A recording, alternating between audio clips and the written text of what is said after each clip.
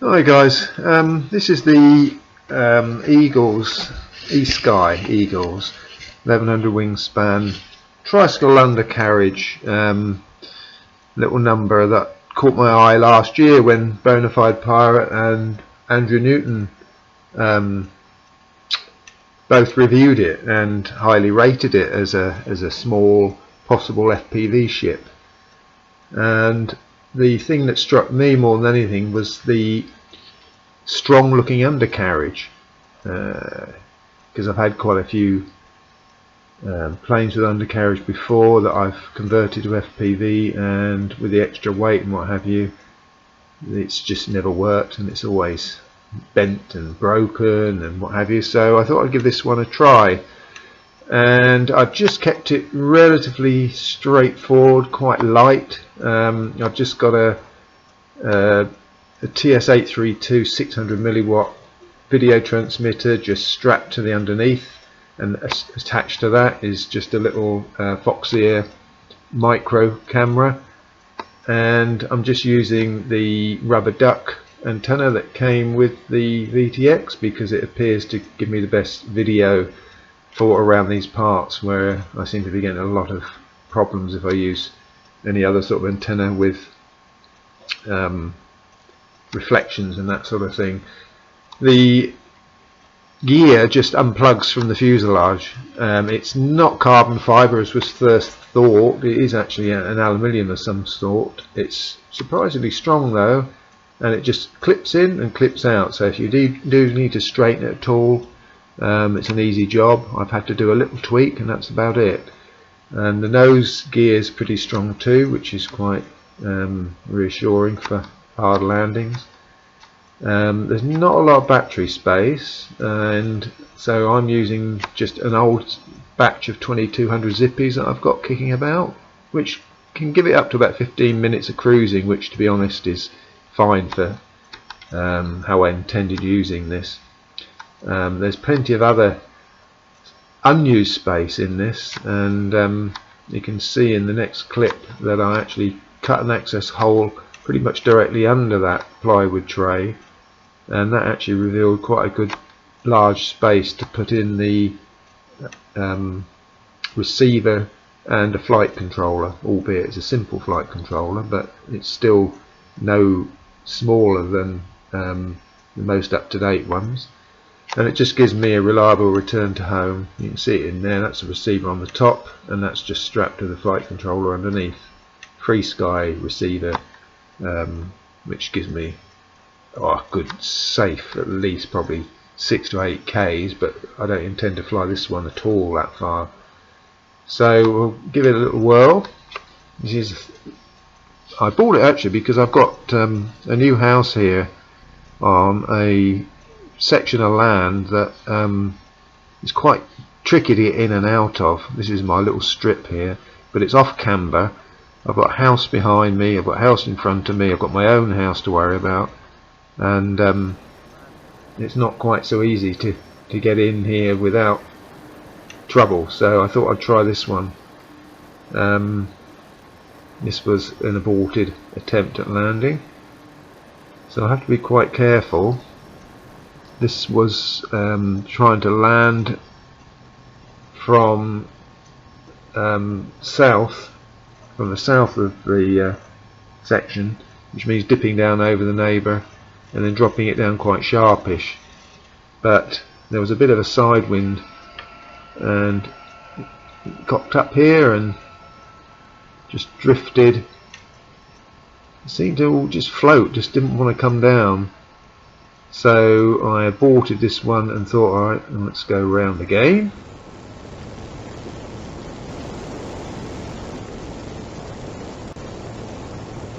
So this is the thing, I had to drop precariously close to the neighbours. Fortunately they haven't moved in yet, but it's going to be a problem if I have to land in this direction in the future.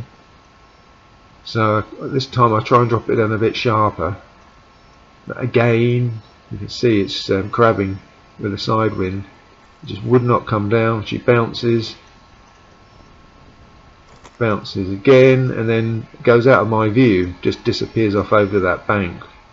So I shut her down here and just leave her to her own devices. And when I finally got to the edge of the garden and had a look, I could see her the other side in my neighbour's paddock, not far from hitting a cow, and it just managed to land in the longer grass there.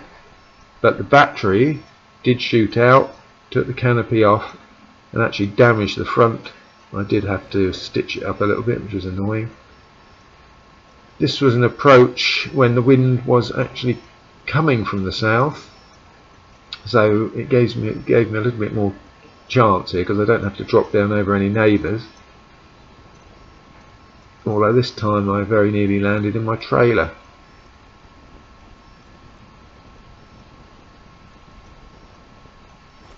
And then she rolls off down the hill, which you can't really tell from the shots, but the garden slopes all directions.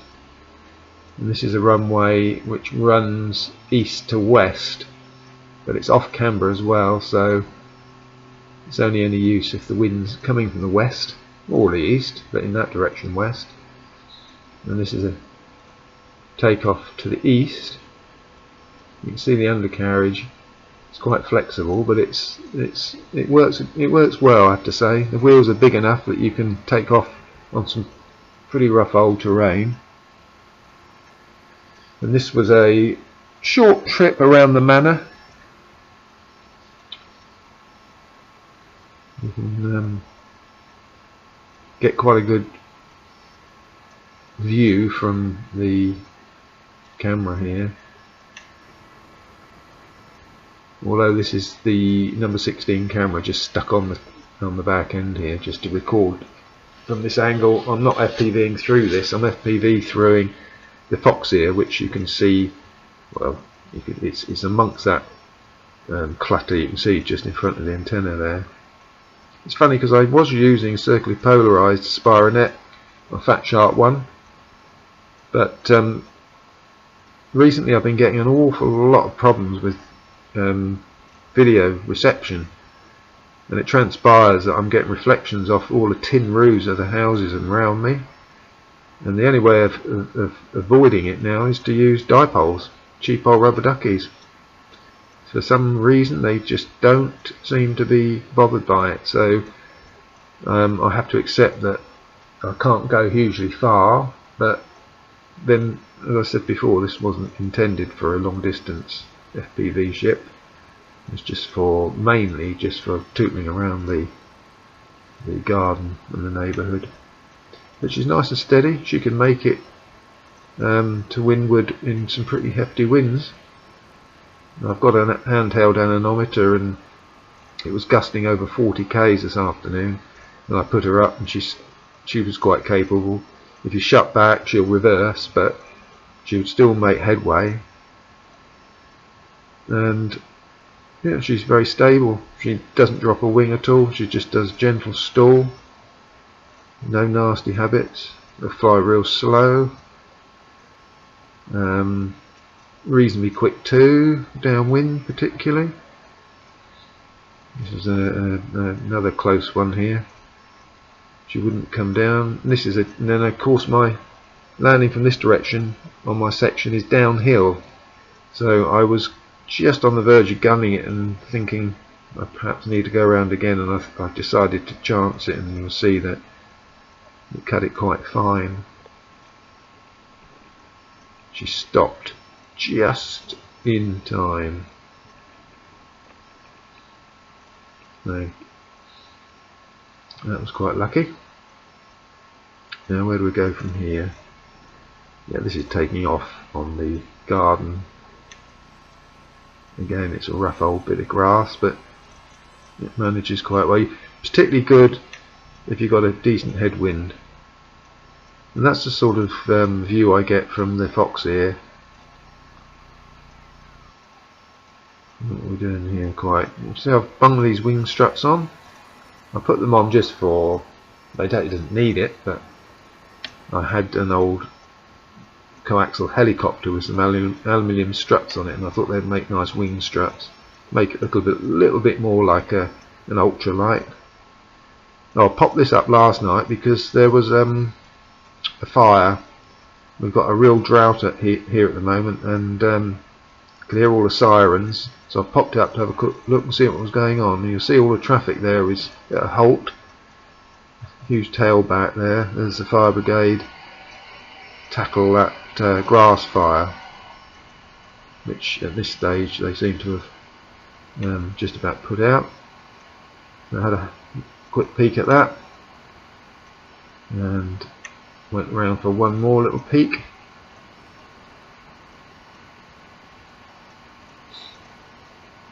I think.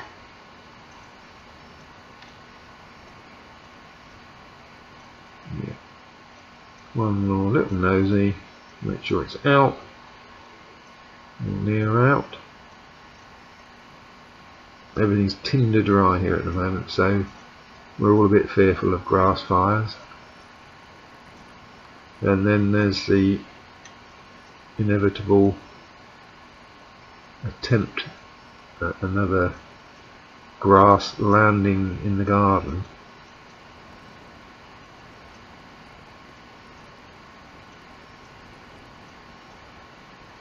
So yeah, overall I'm really loving this little thing. I've given up flying long distance FPV stuff.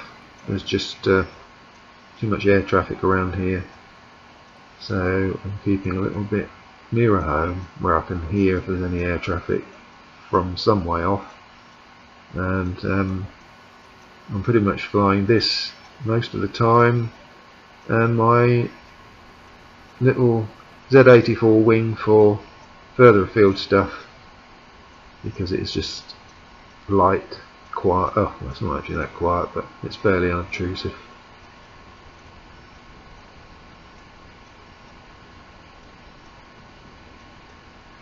So I'm looking forward to getting this thing on some beaches around here and practicing some FPV landings. I'm too chicken to do it here at the moment. It's just a job to establish exactly how fast you're approaching and stuff, especially when you can't afford to make a mistake without flying through a neighbour's window. So on this occasion I thought I'm definitely going to go through a neighbour's window, so I'm going to have to hang a sharp left here, and I'm now running down the hill to get a view of it and hope that I can stop it from either hopping over their fence or hopping over the edge of that little cliff edge at the end of the garden again. You see what a thumping the old undercarriage will take. It's pretty good. Overall, I would rate this plane as a good FPV toy. It was $129 US or £102 with free delivery from AliExpress. So it was a cheap vehicle, and that's ready to, well, almost ready to fly. Obviously you need to put your receiver and your battery in it, but everything else is good. It's got a 30 amp speed controller, which is only rated 3S, which I may pull out because I've got some 4S lithium ion packs I wouldn't mind trying, but it does plenty well enough on 3S. So for now I'll probably live with it, I think, while I've got plenty of old 3S batteries to play with anyway.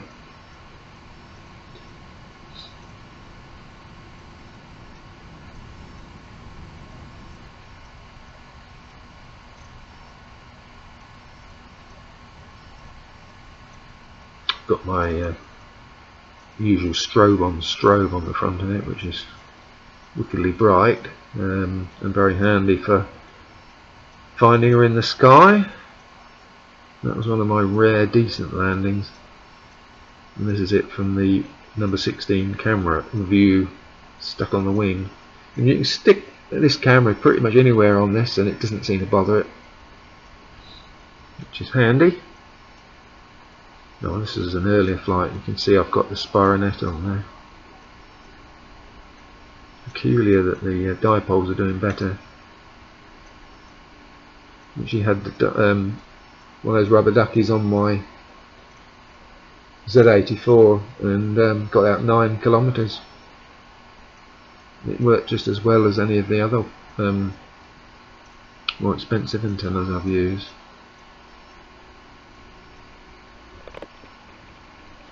So that's her safely down. So yeah, it's a great little ship. Try it.